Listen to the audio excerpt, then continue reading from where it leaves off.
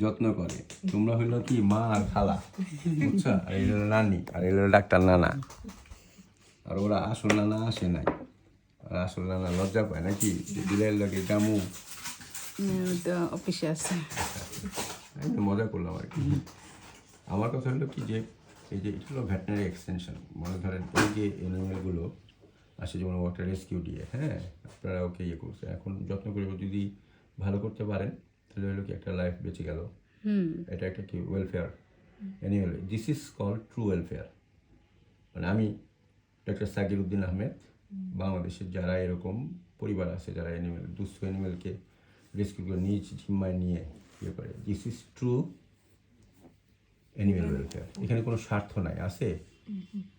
তোমরা কি যে এই ইয়ে কইরা মনে করি যে তোমার 2 পয়সা পাইবা আর খরচ করতেছো, তার মানে কি তোমার ভালো লাগা থেকে একটা জানকে তোমরা জান হিসেবে দেখতেছো। This is call true. এটাই তোমাদের মধ্যে মনের মধ্যে গেঁথে যাক, ঠিক আছে? কারণ তোমরা পরবর্তীতে যে অ্যানিমেল ওয়েলফেয়ার যে একটা সোশ্যাল রেসপন্সিবিলিটি, এটা তোমাদের মধ্যে গ্রো করুক। সেই কারণে আমি ভিডিওটার করার কারণ হলো যারা এটা দেখবে তারাও বুঝবে যে না আমার এটা করা উচিত। আর ও যদি বেঁচে যায় কী